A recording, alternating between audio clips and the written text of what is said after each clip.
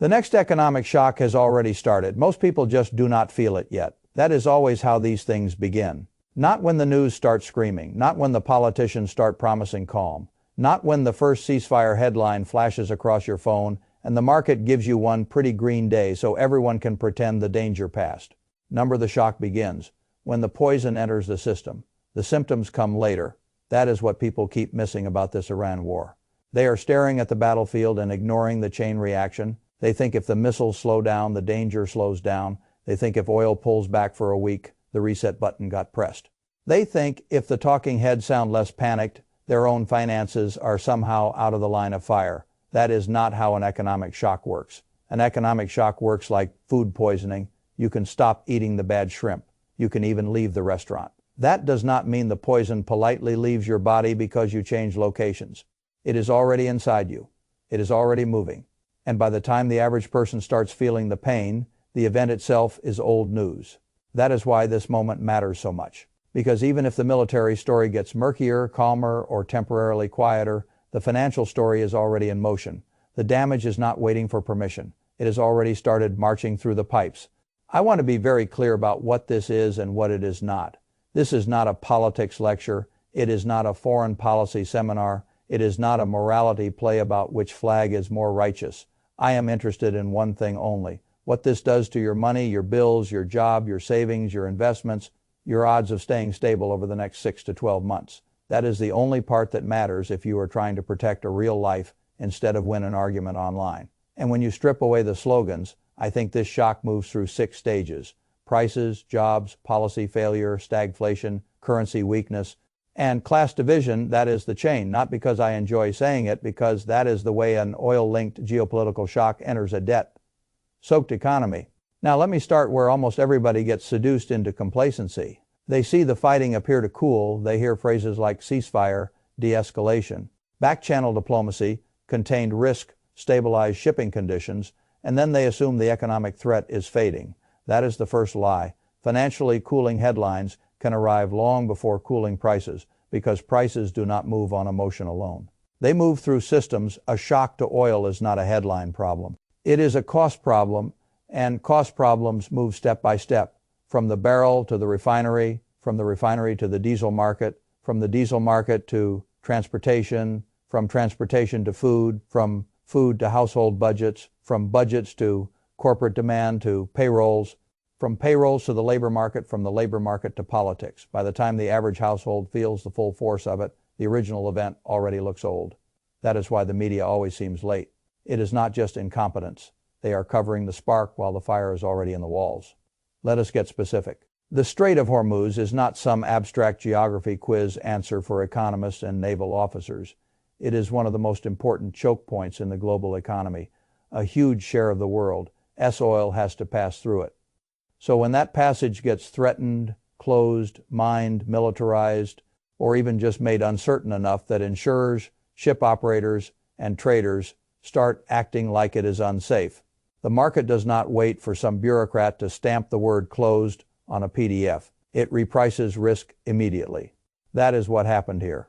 Oil surged, fast, hard, and the public still does not understand what that means, because they keep thinking oil is just about gasoline. It is not. Oil is not the thing you notice at the pump and nowhere else. Oil is the hidden ingredient in almost everything you buy. That is the first economic impact, the cost layer. Every grocery item, every package, every truck in shelf, every heated warehouse, every farm machine, every airline seat, every delivery route, every processed good, oil and energy sit behind all of it. That is what people miss. They think energy inflation is a sector story. It is a civilization story. That is why I say the biggest lie right now is that the situation is calming down financially. The financial impact is only just beginning to move outward. Energy bills do not adjust instantly.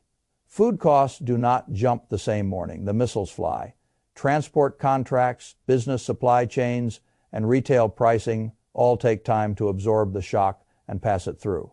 So when I say the poison is already in the system, this is what I mean. The shock has already entered the cost structure. The economy has not finished feeling it yet.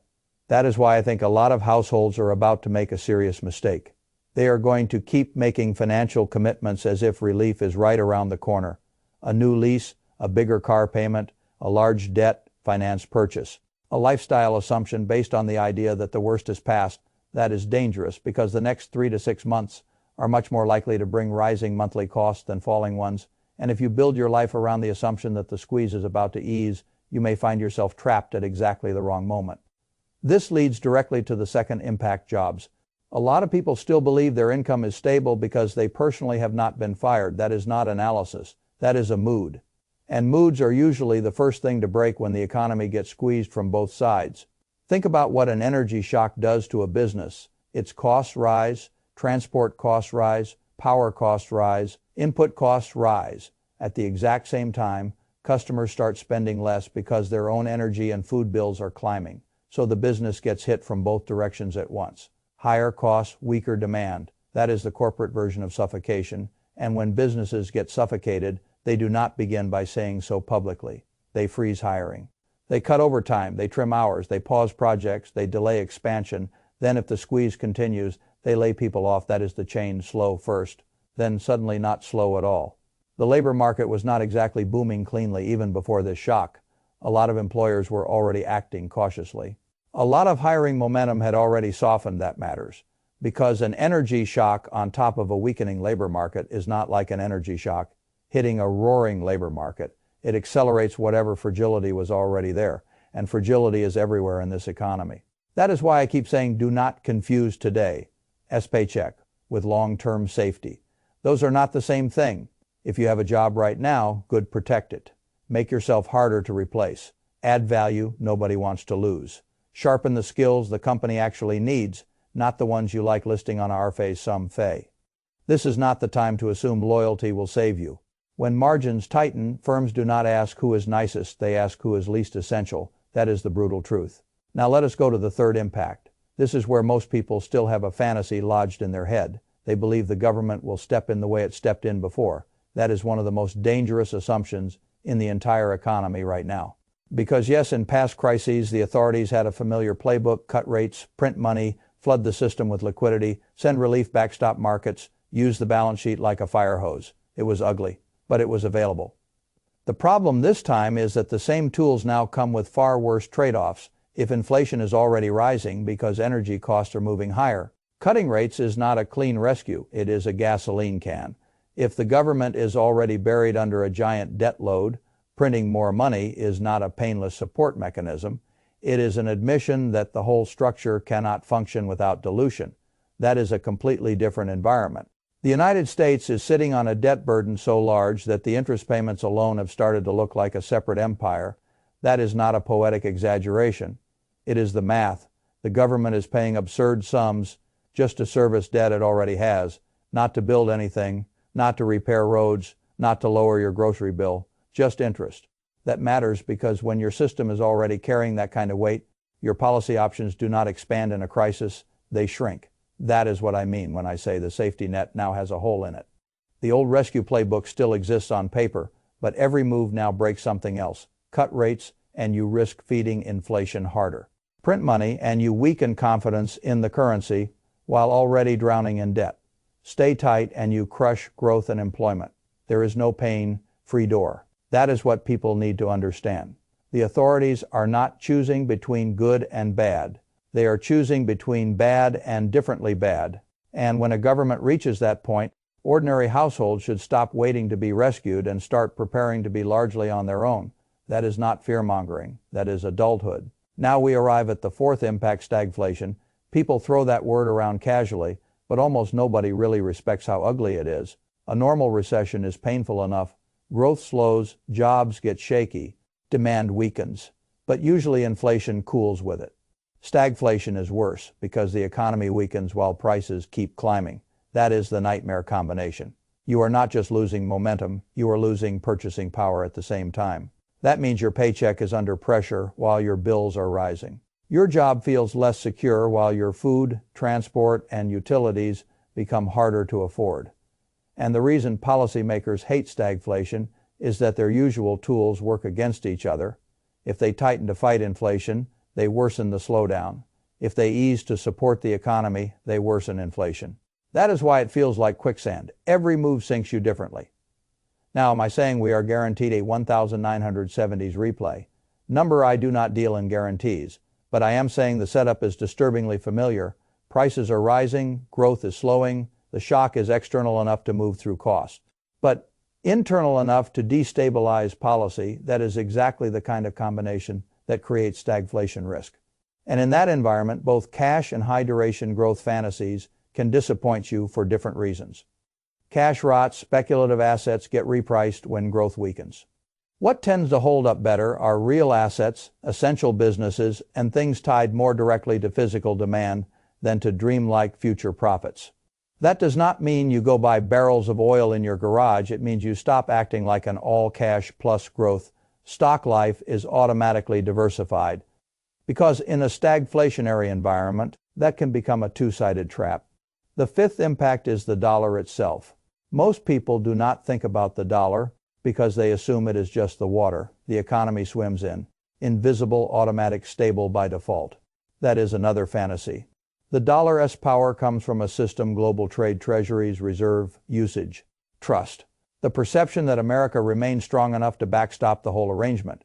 But now the U.S. is staring at three ugly options: raise rates harder to fight inflation and risk-wrecking markets and the economy, print more money and risk pushing inflation and debt anxiety even higher, or step back geopolitically in a way that makes the rest of the world question whether American strength is as automatic as it used to be. All three paths weaken the dollar in different ways. That is why this matters so much. A weaker dollar does not mean your cash disappears. It means it buys less. It means imported inflation. It means weaker real savings. It means the people already closest to hard assets and productive ownership begin separating further from the people who think safe means denominated in dollars. And what makes this especially important is what foreign central banks are doing. They have been quietly reducing treasury exposure and shifting more toward gold. That is not a meme, that is a signal. When the most powerful reserve managers in the world start diversifying away from your paper promises, you should at least stop pretending there is no reason to think. I am not telling anyone to panic sell their dollars tomorrow morning. I am saying concentration risk in one currency and one kind of paper safety is a much bigger issue than most people appreciate. Because every response to this shock weakens the unit in some way, and once that unit weakens, it affects everything else, not evenly. That is the point, not evenly. Which brings me to the sixth and final impact: class division. This is the part nobody wants to discuss, honestly, because it makes everyone uncomfortable. Economic crises do not hit everyone equally. That sentence should be carved into the forehead of every policymaker. If your food bill goes up and you make plenty of money, it is annoying. If your food bill goes up and food already dominates your household budget, it is destabilizing. If energy rises and you are wealthy, it is a lifestyle irritation. If energy rises and you are poor, it is a choice between categories of pain. And when governments try to cushion the blow with subsidies, caps, relief, and emergency support, the money does not flow cleanly to where the pain is. That is another childish fantasy. It often leaks upward. The companies closest to the subsidy structure, the shareholders, the politically connected middle layers, the owners of the productive asset, the holders of the contracts. That is what happened before, and it is what tends to happen again. The system is set up to stabilize the top of the structure first and explain the leftovers to the bottom later. That is not ideology. That is observed behavior. Which is why I tell people all the time that your best protection is not waiting to be saved. It is becoming harder to exploit. That means skills. That means ownership. That means lowering fragility.